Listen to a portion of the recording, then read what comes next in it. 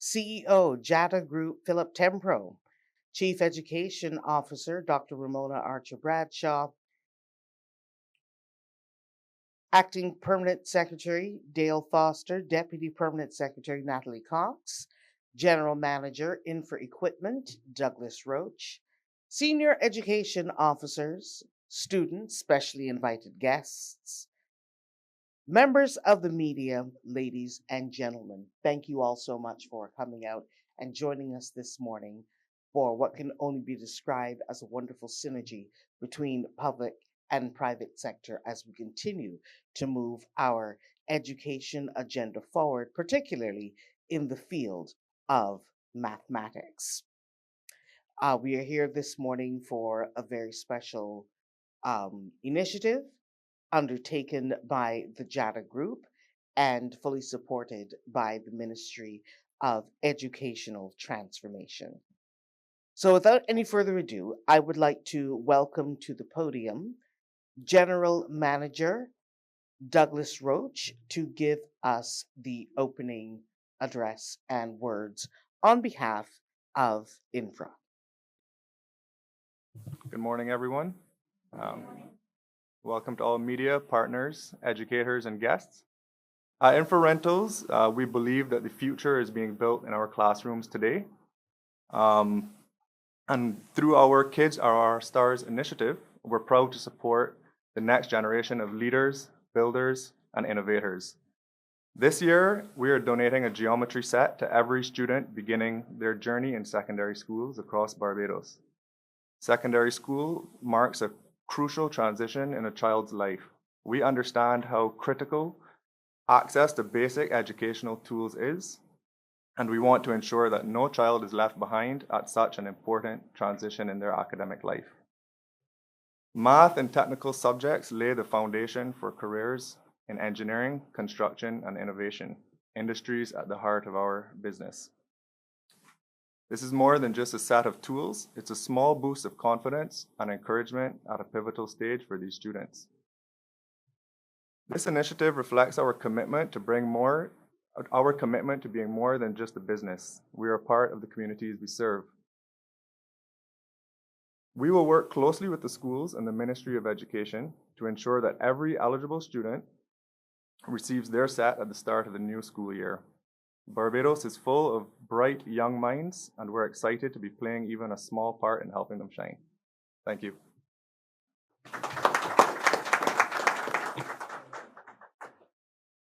Thank you so much, General Manager Roach. At this time, I invite the CEO of the JATA Group, Philip Tempro, to address us this morning. Thank you. He's a lot better than I did. So he wrote a speech. I like to put it from the heart. I just want to thank the minister and everybody who pulled this together really quickly. I got back really late last night on a flight to find out that he had this sorted out in a quick hurry. So thanks very much. I guess for us as a group, each of our companies focuses on a charity. Our concrete company focuses on prostate cancer, and we have a drive every year for that. You see our trucks with big stars on them. People are probably not sure what they are, but it's called Kids Are Our Stars. And so our initiative is just around kids, whether that's helping the entire school, in which this one does, or whether it's helping a kid with cancer, or whether it's sponsoring sports. But we tend to just focus on what we can do in the community that spreads to all. And this was an initiative we did a few years ago, and unfortunately, COVID put a little dent into so many things, and we didn't get back to it. But like Doug says, technically is where we're at in our businesses, and so we like to promote people who will stay in the technical field. And so this is one that we feel is simple but effective. And I think with the ministers, more dialogue and conversation, we will find other areas within the school system to bring more initiatives forward in helping kids and bringing stuff to schools that will give a benefit. The downside is that I get a call every year from all of these stores that sell geometry sets, and they quarrel with me. So we just want to announce that we're going to be doing this every year. So it's not going to be a single thing. And so maybe don't buy as many geometry sets because we're bringing them for the kids. And thanks so much. Thanks for your support. And now you have an idea a little bit about what the stars on our trucks are. Thank you.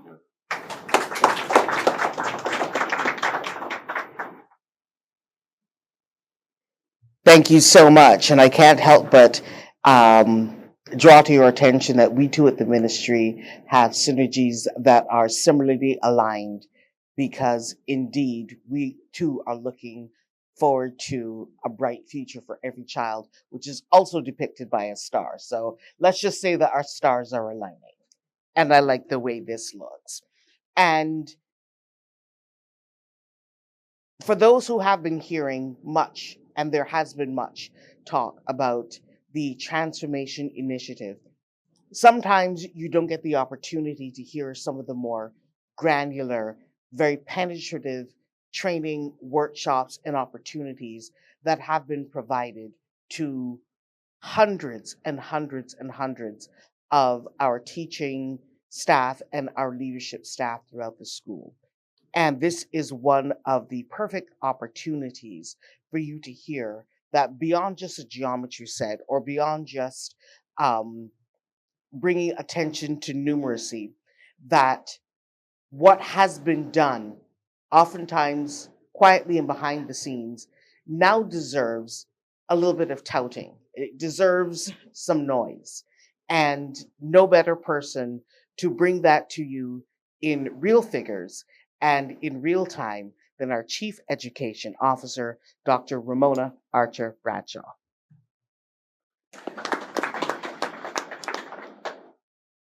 Oh, yes.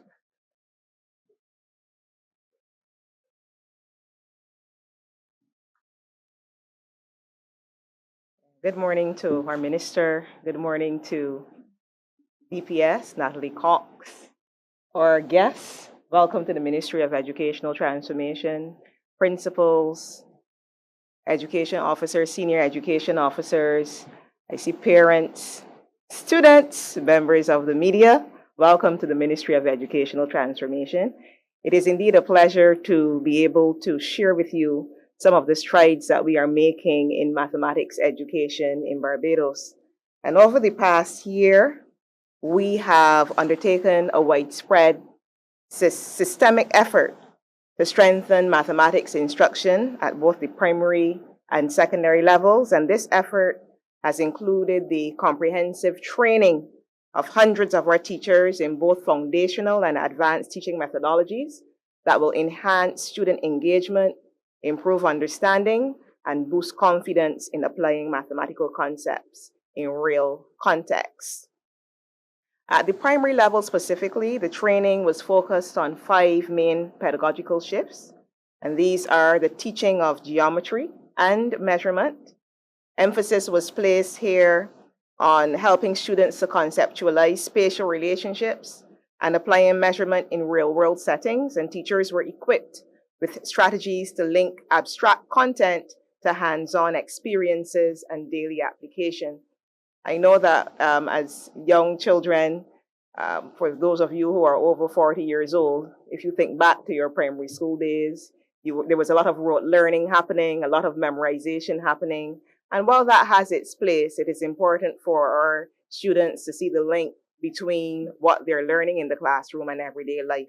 And that was the major pedagogical shift there in terms of making sure that our students are able to link the abstract to the practical. Number 2, fractions instruction. We realized that one of the major areas that where our children fall down is in fractions. So we spent some time ensuring that teachers were trained in visual and conceptual strategies for teaching fractions, with a focus on helping them to overcome common misconceptions and build fraction sense in a meaningful and progressive way. Number 3, using the bar model to teach mathematics. We recognize the power of visual representation. It is okay for our children to sit in the classroom and hear and,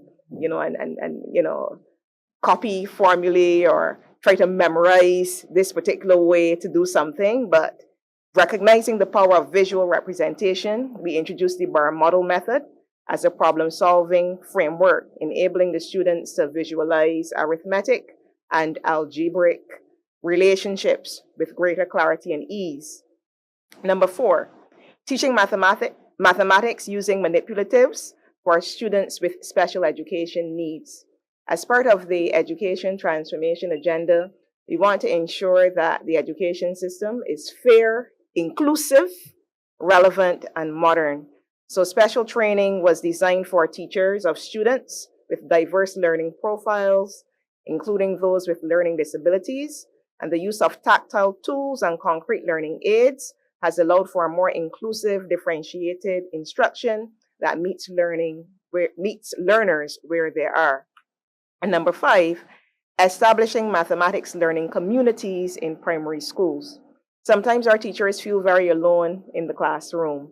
They're in there with their 30 students or 20 students, and they're trying to get the children to understand the concepts, and they think that they're alone in terms of struggling to get certain learners to understand mathematics. So one of the things that we focused on is creating these learning communities across schools where teachers are able to receive the support that they need from each other. Sometimes we have teachers who are experts in certain areas, and they're able to share their expertise then with other teachers across different schools. And through these initiatives, our teachers have reported growing confidence in their ability to deliver more engaging and effective mathematics lessons. And more importantly, we are seeing early evidence of increased student participation, improved problem-solving skills, and a shift in attitude towards mathematics, which is a subject that is often viewed as abstract, and many of our children are very anxious, and some of them are disinterested in the whole concept of math because of its abstract nature. Even as we speak, there is a closing ceremony occurring at the St. Mary's Primary School for the Ministry of Educational Transformation's Summer School 2025. And this is a program that we offer every year for those students who deferred from writing the Common Entrance. We recognize that they need to boost their understanding of English and math, or literacy and numeracy, and we focus on first doing a pretest to identify the issues and then trying to close the gaps. So they'll be focusing on number sense, or they had focused on number sense, worded problems, understanding, fractions, all of those areas where we know that they're falling down. And there are 71 students who participated in the summer school, 64 from public schools and 7 from private. While we continue to work in the area of mathematics education, there are some upcoming initiatives planned for September 2025. We are seeking to engage a company called Make Math Moments, and this is a company that delivers a program that is committed to equipping teachers with the tools and mindsets needed to create rich, student-centered mathematics experiences. And what is different about this is that the company will come in and help us to be able to truly define our philosophy, our vision, refine that vision, and then implement. It is not a case where workshops will just happen and that's that. We have to change the mindsets, because the mindsets will then change the delivery. We are also seeking a partnership with the Commonwealth of Learning, and that will start in November. We'll be training 32 secondary school teachers across all of our secondary schools in evidence-based strategies designed for impact. And these teachers will be equipped in open and distance learning approaches, technology-enhanced learning methods, and gender-responsive pedagogical strategies. In addition to this, we are at the point of finalizing a partnership with an Ivy League university to further expand the professional capabilities of our Barbadian teachers. And these partnerships reflect our ongoing commitment to global best practices while preserving and enhancing the local relevance of our curriculum and pedagogy. But as was said by Gainel a little earlier, as a ministry, we cannot do it alone. We depend on partnerships with the private sector, such as this, to help us to fulfill the mandate of the education transformation agenda, which seeks to create that fair, inclusive, relevant, and modern system, and one that seeks to create a bright future for every child. And to this end, we are grateful for the partnership, and we look forward to our continued collaboration. Thank you.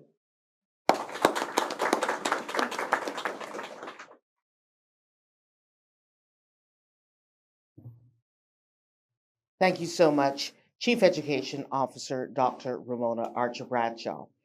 And as you know, we cannot just have training in a vacuum and creating synergies in a vacuum. We need real policy-based backing for these initiatives and a whole of country approach. And while our Minister of Educational Transformation is relatively new, it hit the ground running, was a person. I would say Minister Chad Blackman would be that person and has really taken on the charge of ensuring that we are where we need to be, not just for today, but for the future. And you will often hear him speak in many forms about working towards making Barbados not just a good educational system, the #1 system in the world. So without any further ado, ladies and gentlemen, Minister of Educational Transformation, Chad Blackman. Thank you very much. Let me say how happy I am to be here. CEO Tempro, thank you and your team for this excellent initiative, Chief Education Officer, DPS. Ladies and gentlemen, good morning, students, parents, members of the media, members of the Ministry of Educational Transformation. Why am I happy about this initiative? As you've heard Gainel speak just now in her introduction, this ministry, the Ministry of Educational Transformation, the name really is the giveaway. We're transforming the education system of this country. A system, of course, that has worked for us incredibly well from 1966 thereabouts until this point. But because the world is rapidly moving and changing, we therefore have to now change the system to keep pace to ensure that this country and everyone that goes through our education system are effectively prepared for the world ahead. And therefore, transforming the system of education is not simply about transition from primary school to secondary school. It is not simply only about ensuring that you can have the best teachers or having the best curriculum and the best infrastructure. It is all of those things. But at the core is about making sure that every Barbadian, when they go through a system of education, that they can be prepared for the world of work, world of business, critical thinking, and having at the core the confidence to navigate the world. And I see this partnership, therefore, as a strategic leverage into the future. Why? Numeracy and literacy are the cornerstone of what we invariably need to do. Yes, we can focus on having levels of certification, levels of ensuring that our people can have CXCs and CAPEs and associate degrees, bachelors all the way up to PhDs. But the very essence of the transformation has to be that our people also have the core of ensuring that they can do the basics of reading very well, and understanding numbers and math and science. And therefore, your contribution to the country this morning in terms of ensuring that every child at the secondary level going into the first form can have a geometry set is not just an incredible gesture, but it's certainly in my mind a commitment as to part of national development. And I want to commend your entity for doing so. But equally, I want to take the opportunity to call on all members of the private sector as well, large or small, nano, it doesn't matter, because every single bit helps this country in terms of driving this agenda forward. And why is this also strategic? When you look at the countries who are advancing and have advanced significantly, particularly in terms of their GDP, in terms of their infrastructure development, in terms of their quality of life, it invariably are the societies who have excelled in the delivery of understanding the nexus between math, science, and their national development. So a number of our counterparts around the world, particularly in the Asian countries, and you're seeing it in the Arab nations and also a number of countries in Africa. They've placed significant premium on understanding the importance of mathematics and science. So even when I thought about the geometry sets back in my time, it wasn't only about math, it was also about science. Whether it's in physics, you need geometry sets to do a number of different things. But it's not just, as I said, to have those tools. What are the tools really about?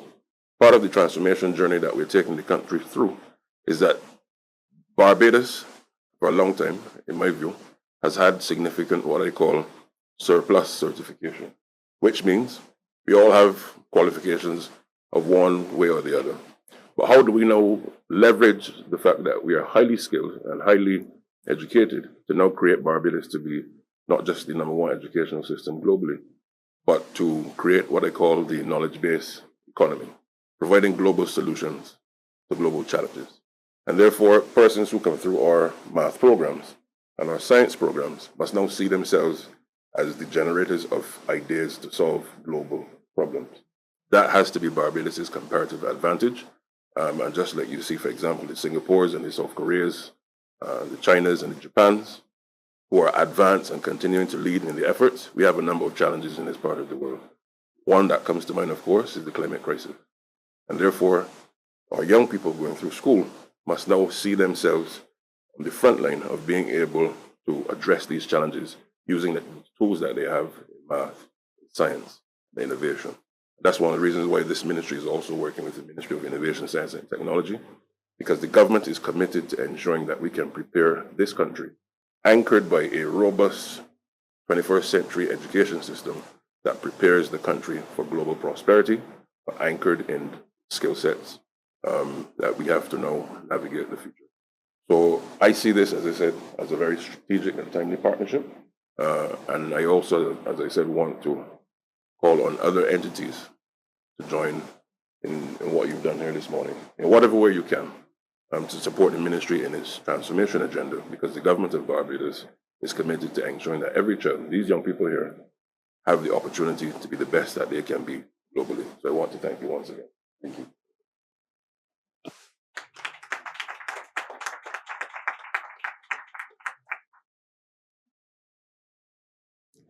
So, in closing, I want to thank you all for not only taking the time out today, but a special appeal to our children being represented today. It's not just an opportunity for you to come out and look crisp, although you do, in your uniforms. This is really a rite of passage. What you're about to receive are really the tools towards being equipped to solve real world problems. It's not just rhetoric. We absolutely believe that whatever the solution is, it lies with you. We just want to make sure that you have the tools, that you have the encouragement, you have the confidence, and you have the best opportunity. And know that at this table, you have the best team, not only from the ministerial standpoint, but from the private sector. And at least now, you know, when you travel the roads of Barbados and you see those stars, remember that one of those stars is you. One of those stars is you. So I want to thank you all so much for coming out. And of course, we echo the sentiments of everyone here and really invite the private sector, come on board. Our doors are open. Let us sit down. Let us have a discussion. Let's find out what we need mutually to create the best possible Barbados for every child Barbados. I thank you all.